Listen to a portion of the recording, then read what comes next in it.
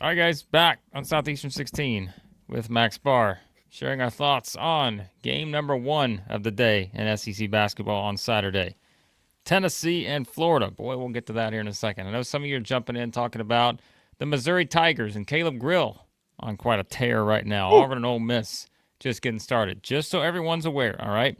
We are going to keep this to Tennessee, Florida, and we are going to go live as soon as the Auburn-Ole Miss game is over, and we'll be talking about that and Missouri-Mississippi State in that reaction stream. So, Missouri fans may have to wait like an extra 45 minutes after the game, something like that. Get your beverages, get your food.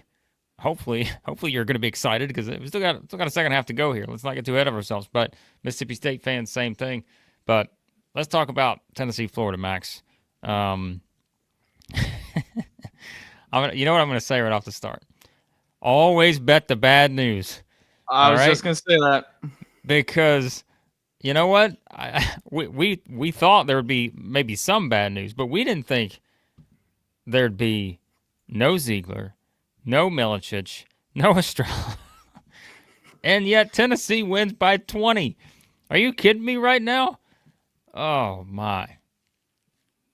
Wow. Incredible. And you know when we say bet on bad news, it's usually one guy is out. Rest of the team can step up. They've got the depth to do it. Greg. Oh my gosh. The kiss of death. Game. Everyone thought we were going to do it, and we didn't.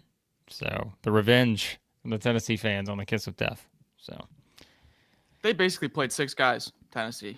Yeah. I mean, Boswell got in there a little bit, but that was basically 6 guys the entire game. And what was it? First 2-3 minutes of the game, Okpara picks up 2 fouls.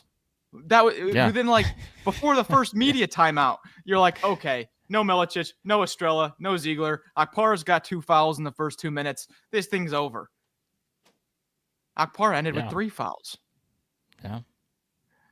You texted us when Okpara got 2, and I won't repeat what you said, but we were all thinking the same thing. We're like, oh my, this may not be good for the Vols. And yeah, it's just this is college basketball, right? I mean, we say this every year. This is why, especially when you get teams like this, that Tennessee was in a. I know we phrased it yesterday, but it's like Tennessee wasn't necessarily in a must-win scenario, but like they were in a can't-lose scenario. All right, if you want to phrase it that way, like they had to find a way to win this one. And so when you're going into the game, and you're thinking, okay, now Tennessee has to find a way to win this one. They can't lose this one, whichever way you want to phrase it.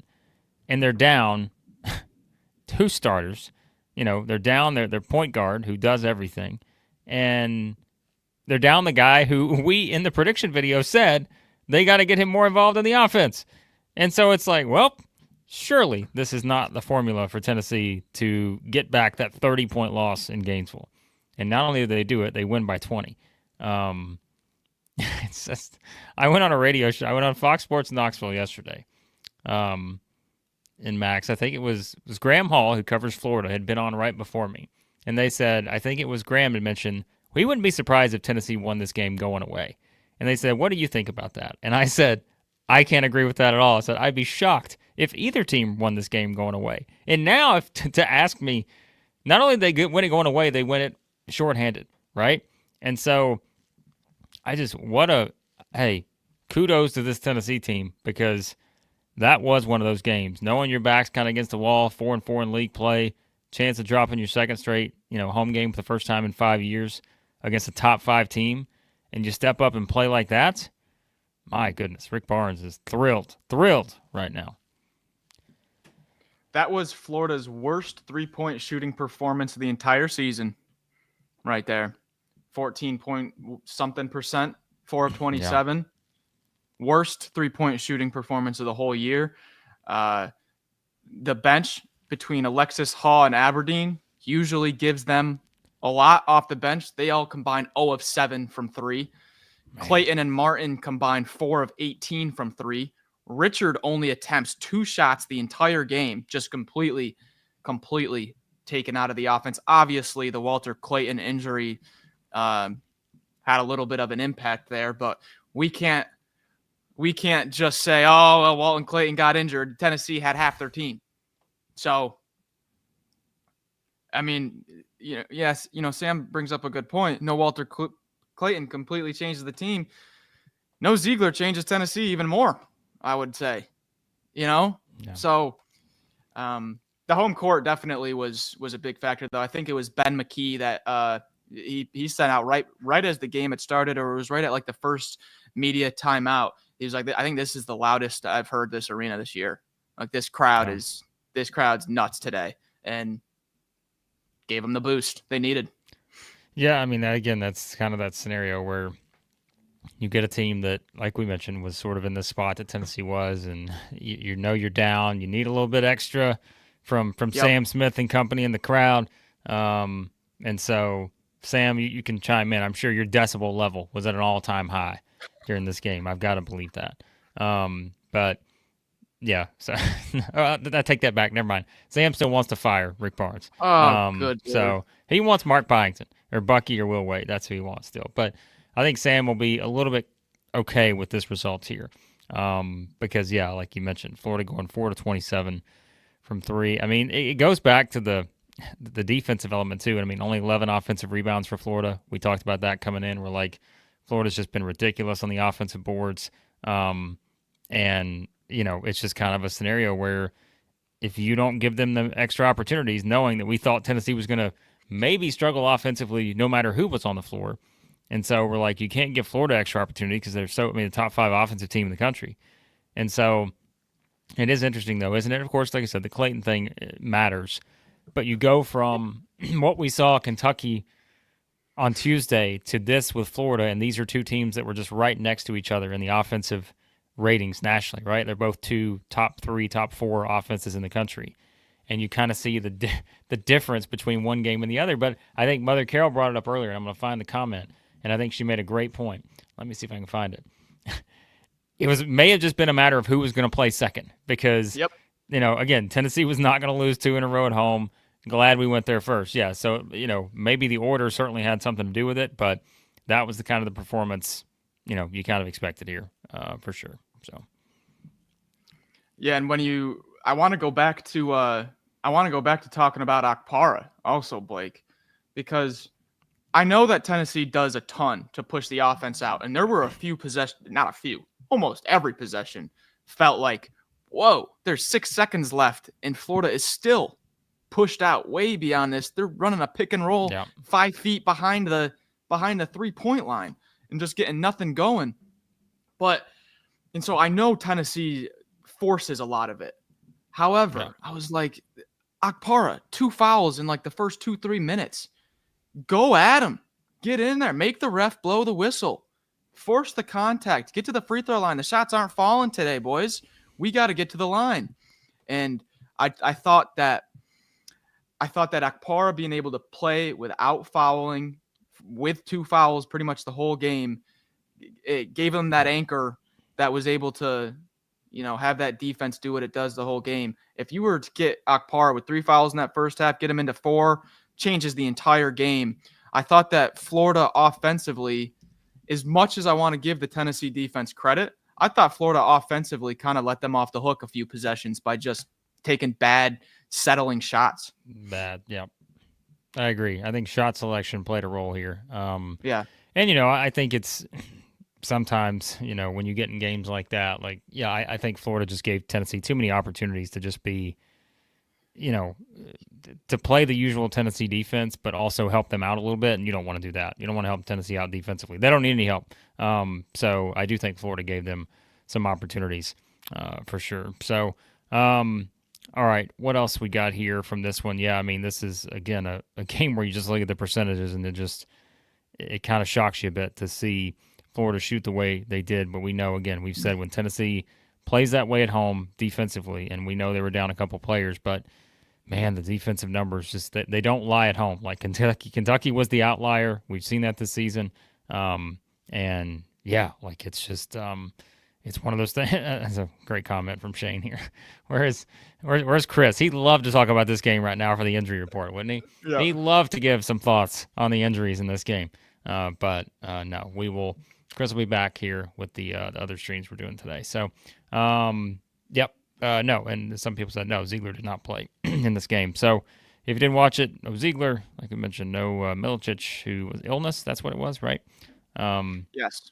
Yeah, illness for him. And was Estrella? What was the Estrella is out for the season. He's been out. Yeah, so he's out for the year. So like, yeah, I mean, so that's just, I mean, we kind of knew that coming in terms of, you think about against a team like Florida, where we've talked about that front court rotation especially, and that's why you keep bringing up the Okpara thing, where it's like, you're already down one of your big guys for the year, and then if you get a guy in foul trouble, how that can change the dynamic of the game. But man, I can't, like, it's one of those, I'm still looking at the score right now, and I'm like, really? Like 64-44 is the final here in this game. Yeah, just nuts. So. And we've been saying that this has kind of been a trend now. I feel like this has happened like 2 or 3 times where a player or a team loses their point guard, and you think, what negative effects is the team going to feel off of that? And every time we have failed to mention, well, listen, the point guard obviously is the shortest guy on the team. Their defense is going to be so much bigger now that they're not going to be playing this point guard. I'm not saying the defense gets better without Ziegler. Come on. Right. Almost no one's, but just size-wise, no one under 6'4" touched the floor for Tennessee today. No. Does that have an impact on Florida shooting their worst 3-point performance of the year? Probably. Having an entire defense that ranks number 1 in the nation, number 2 in the nation, whatever, same thing. Having every guy on the floor be 6'4" or taller had to have an impact on the perimeter. Yeah, and look, someone just brought up in the comments, I've switched to another tab, but I think it's a good point in terms of like the turnovers for Tennessee, right? Only 7 turnovers in this game. And, it's not like one guy was coming, like it just, you had a turnover here or there, but just being able to take care of the ball too without Ziegler, we knew was going to be an important part of this for them to be able to get some kind of offensive rhythm. And of course, when you have Lanier kind of getting back in a groove a little bit here, 5 of 9 from 3, that helps out a bit. But yeah, I mean, it was very smooth, like offensively, and that's the thing. We said you want to see that from Tennessee because we know it wasn't the first time around, and we saw kind of just the differences in the matchup this time. But yeah, it was just quite a performance. And I know people are bringing up the comments, and look, we're gonna talk about it in the next stream we do. Caleb Grill is just absolutely. Oh my god, this guy is just going off right now. So my goodness, that could be a stream in and of itself. Caleb Grill might be, I mean, he's statistically one of the best players in the country at this point right now. So shout out to Josh, $4.99. Exactly why Tennessee's so dangerous. The elite defense. Yep. Only have to be average on offense to blow out a top 5 team. And I feel like, we brought that up before, Max. We're like, yep. Yeah. And you and I were specifically the ones, think back, probably 2 weeks ago. We're like, man, we're just really down on this Tennessee team. We don't love their offense. I don't know. I'm a little concerned.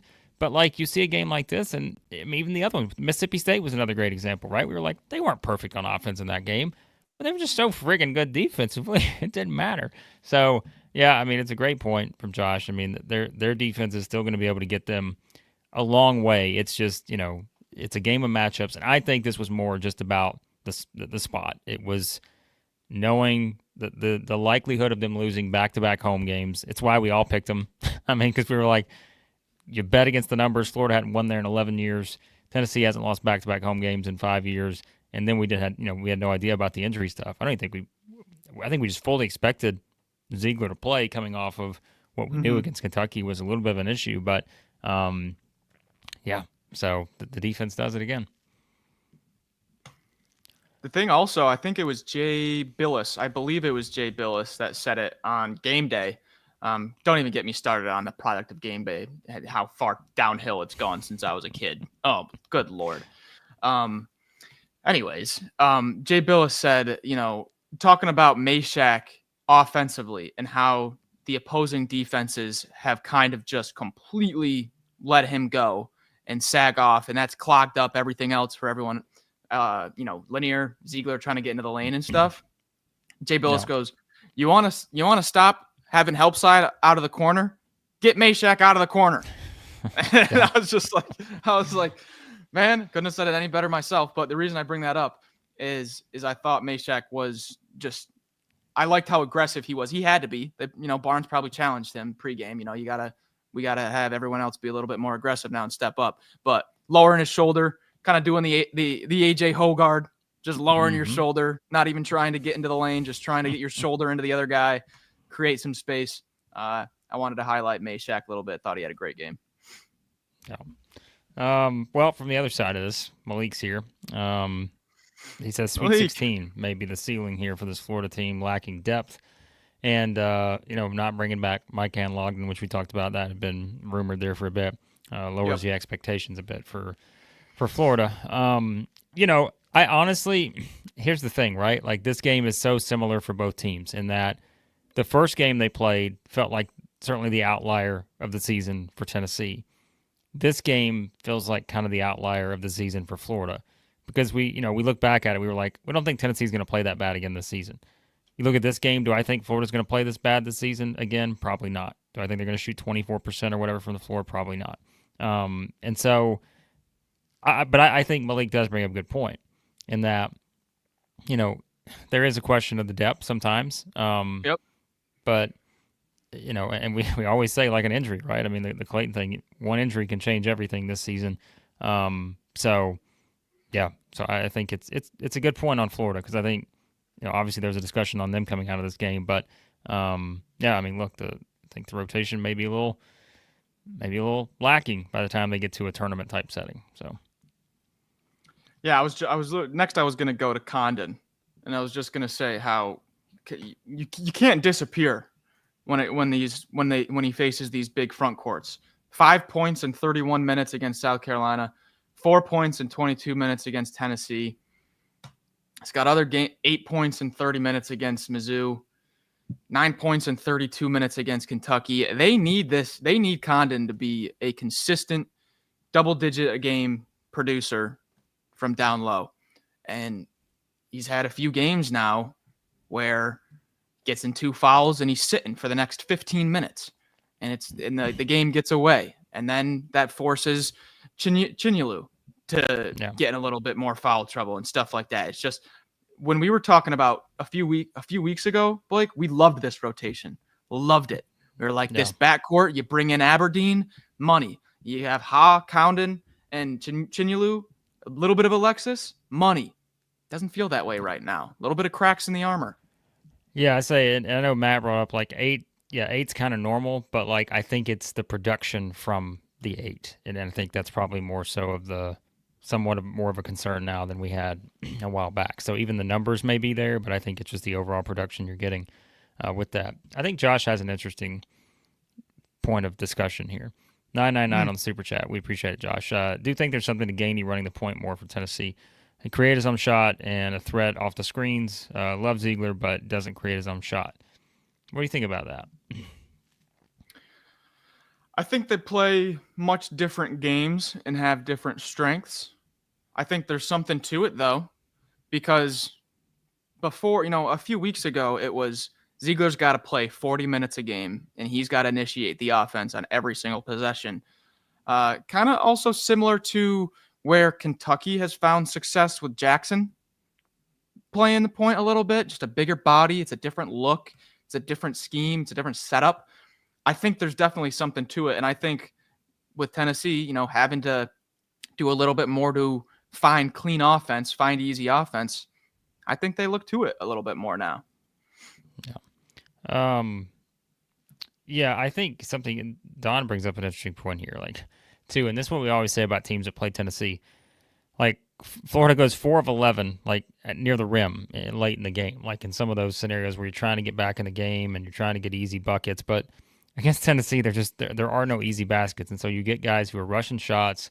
They're not taking the same type of shot because there's more pressure on you with guys like this, and we already know the pressure that Tennessee puts on you, just from a perimeter standpoint. And when you've got Okpara in there, and normally with Milicic, it's tougher to get those easy looks, and that's why they're one of the best defensive teams in the country. Is they don't allow you good opportunities. And like you said, especially if you're a Florida who feel like they helped them out a little bit, that also doesn't set up well for you. So, it's just kind of the double whammy, I think, for Florida in this game. So, yeah, I don't have a I don't have too much more. I just wanted to reiterate based on that. It just made me think. I really wanted Florida's offense to try to, I mean, hey, if that's the type of game it is, if we're not shooting well, if the other team's shorthanded, let's get to the line and just get them in foul trouble and make the ref blow the whistle. And I thought, this is what I think I'm trying to say. Tennessee played Tennessee's game the whole time. Yeah. That was Tennessee's game. And if they do that against every team in the country, they're going to have a chance to win most of those games. Like, I mean, we saw the Auburn game, right? They played their kind of game, almost had a chance to win at Auburn. And so if they can do that against anyone, they're always going to have a chance. It may not be what everyone wants. It may not be 90-88, but it doesn't matter. Like, if they can play that way, they're going to have a chance. So, yeah. All right. We're going to head out of here in a couple of minutes, guys, because we said we're going to come back for the next games. I know Missouri fans are probably wanting us to come back immediately after this game against Mississippi State because this is like an all-time performance here. I mean, Max, we might have to entertain that idea. We might have to like take a 20-minute break and come back with thoughts on Missouri because this is just an incredible result we're seeing right now. So again, you know how this works on Saturdays. We go live after certain games. Sometimes we mix and match a little bit. Yep. This may be a Saturday that's setting up to where we might have to adjust our own schedule because we're looking up and thinking, oh, my goodness, what is happening right now? So turn on your notifications. That's all I'll say because you have no idea when we're going to go live because of some of these results. Missouri is currently up 28 on Mississippi State on the road with 8.5 to go. I mean, it's just absurd. So, yeah, I don't know. Just quickly on this, the Clayton injury. Yeah, we'll ask Professor Chris what he thinks about the Clayton injury. I'm not sure, but I mean, you never know with an ankle type scenario, right, or whatever. So, we'll see what happens. Florida's up next. What do they got? Let's pull up their schedule. They're at home against Vanderbilt on Tuesday. That's a tricky game. And then, of course, remember, this is where Florida's schedule. I know someone said earlier they think Florida's about to lose some in a row. Home against Vanderbilt on Tuesday, at Auburn next Saturday, at Mississippi State the following Tuesday. So not an easy stretch coming up for the Gators here. Meanwhile, we talked about the importance for Tennessee. Tennessee hosts Missouri on Wednesday. They're going to red-hot Missouri team on Wednesday. And then they go to Oklahoma, then go to Kentucky. So that's your upcoming schedule there for those two teams. So Clayton may be done for maybe a career ender for Clayton. No, he's probably not out for the career. But okay, Max, we're gonna hop off. Okay, and then I mean, we may come back after this Missouri game, depending on what happens here. But we'll definitely be back after the Auburn Ole Miss game too. So turn on your notifications. The watch along tonight, the primetime reaction show is going to start at 3 a.m. at this rate. It's a marathon day of SEC basketball here at Southeastern 16. We appreciate you guys watching. Hop back in here soon. More streams coming to talk about the next games, and we'll keep it going from there. So appreciate you guys. Hit the like button on your way out. We'll talk to you again soon, really, really soon maybe, here at Southeastern 16.